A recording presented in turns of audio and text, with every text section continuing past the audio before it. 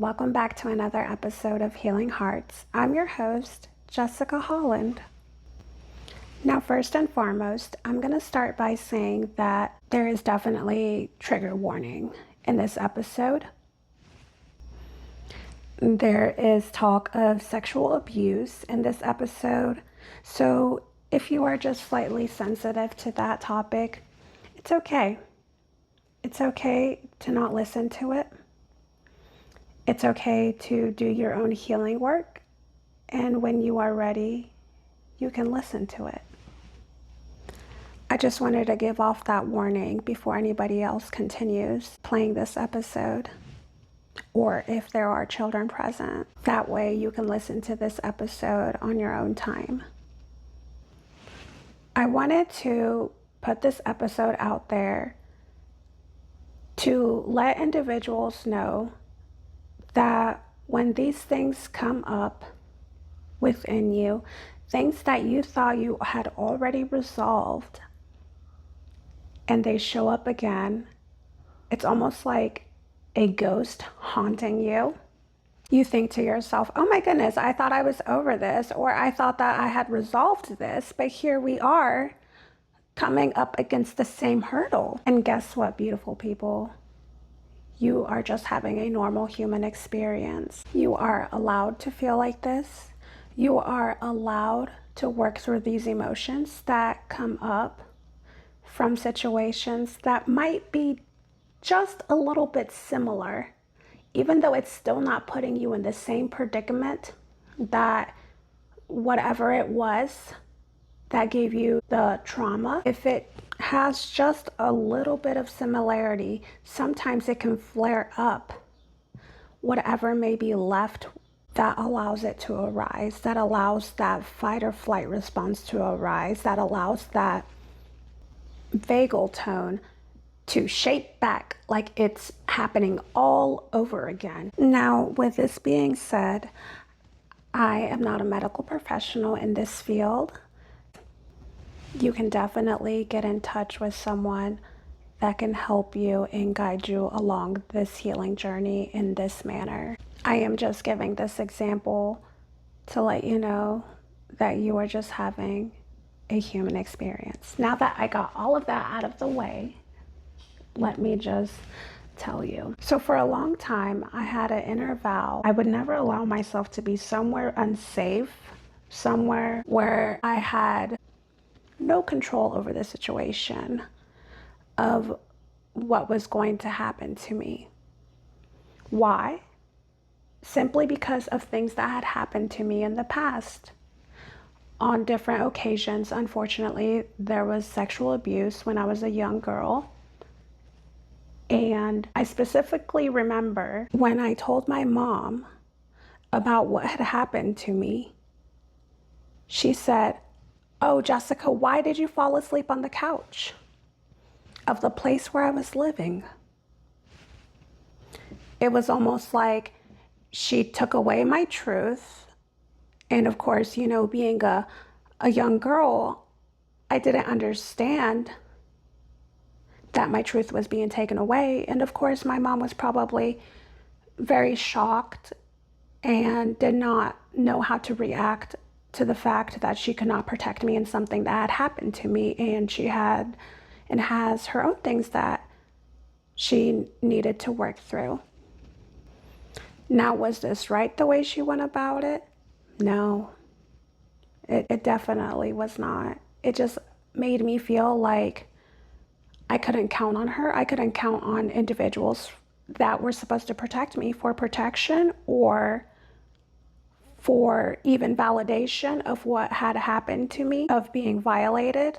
That was incorrect. So as a young girl, like I said, I took up an inner vow subconsciously. Subconsciously, I did this. Did I know that I took up this vow to always be somewhere safe, always be somewhere predictable, and always be somewhere where I knew that I was going to be in control? No, I had no idea that I did this or that I was playing out this inner vow that I thought that I needed so that would never happen to me again. So you see, one thing that when we take up these inner vows that we subconsciously put up is that the reality is we are going to come up in situations that we have no control in. And my wounded inner child at the time, and for a long time, did not understand that. So I used different mechanisms to cope with this and to upkeep in that subconscious type of inner vow that I had taken up upon myself to fulfill. So I remember probably all up until I was about 20, I dressed more of a tomboy. I didn't want anyone to think that I was attractive, just because, like I said, I never wanted that to happen to me again. Now, I won't go much into detail in that portion. I definitely have more detail about that in my book, but I had to tell you the background story to tell you the forward story. So fast forward to now being in my mid-30s. I had done a lot of healing work. I had gone through so many dark nights of the soul, just as many of you have. I was even okay with not having to have full control of everything. Would you imagine that? Human nature is something else. So I was at work, and I work in the healthcare field right now. We had such a horrible, horrible snowstorm to the point where all of the day shift and the night shift individuals had to stay at the hospital. We could not leave because individuals that were supposed to come in and take over for us could not make it out of their homes. It was such a bad snowstorm. So they organized how individuals could stay the night there to take care of patients. Obviously, emergencies still happen. And there were so many employees that had to stay that all of the call rooms were taken. So they started giving us assigned rooms in different units of the hospital. And I was given a PACU room to sleep in. I had my own room. I was thankful for that.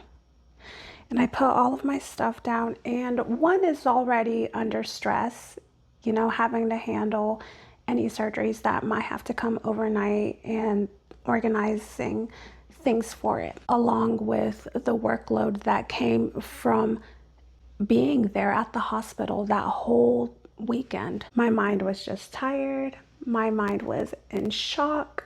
I needed to regulate my nervous system, but it almost felt like I just couldn't. So when I began to put my stuff down, after I had taken a shower in the locker room, I got settled, and then things just started to hit me. I noticed that my PACU room, where I was assigned to sleep in, now I could have chosen any PACU room, but none of the PACU rooms had locks. And then I just began to look around. And then in my mind, I began to panic.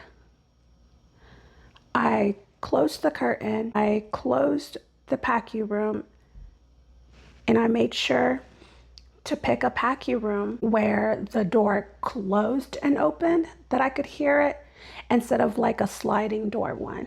I was like, well, maybe I can allow my nervous system to calm down a little bit by trying to choose my surroundings.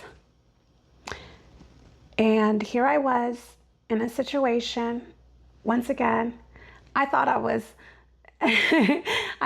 over having to have a certain amount of control, but this situation felt so out of control for me that I slipped into a fight or flight response just because I was so stressed out with everything that was going on. And some way, somehow, my mind got taken back to the thought of someone going into that room and doing something to me, because when I was a young girl, I had fallen asleep in the home where I was living, and I got sexually assaulted. I woke up to that. Obviously, thoughts happened very, very quickly.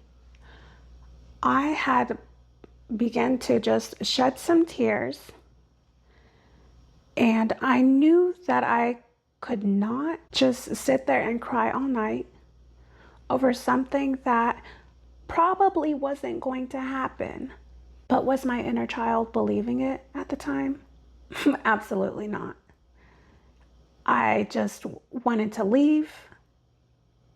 I didn't know what to do, but I knew it was time. I knew that it was time to speak to my inner child, because you see, when triggers come up, it is an invitation to get curious in a way where we can allow these things to rise up and not just stuff them under the rug, not just stuff them back to where we think we can hide them forever.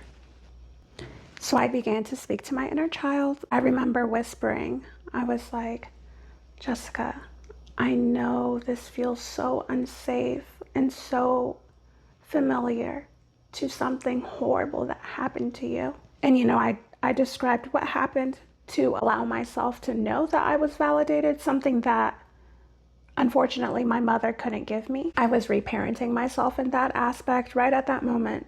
I didn't want this to go without acknowledging my truth. So after validating what had happened, the tears slowed down and they stopped, and I was able to brush my teeth. And just while I was brushing my hair, I thought to myself, I can do this. I'm okay. This may feel similar, but it is not the same. And I had brought a Bluetooth eye mask. I usually save those for my third shift days so I can sleep during the day and not be woken up by life happening outside of my home. I had brought that Bluetooth eye mask with me when they had told us from the start, before the snowstorm happened, to pack a bag just in case we had to stay the night. And I packed that because sometimes you have different codes that get announced over the speakers, and I didn't want that to wake me up. I was going to try and make it as relaxing as possible to be able to get rest and to be able to tackle anything that might come our way that weekend. So, like I said, after brushing my hair, I got comfy, as comfortable as I could in that PACU hospital bed, and I put on my Bluetooth eye mask after I had chosen the sleep sounds that I was going to fall asleep to, essentially.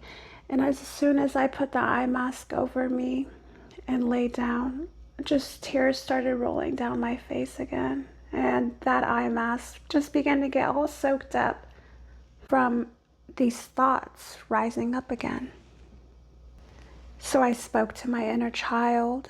Once again, I began to remind myself how this experience was different. And that even though I am not in my home where I would feel the safest at, that I was still going to be okay. So after trying to dry my Bluetooth eye mask and wiping some tears again, I try again.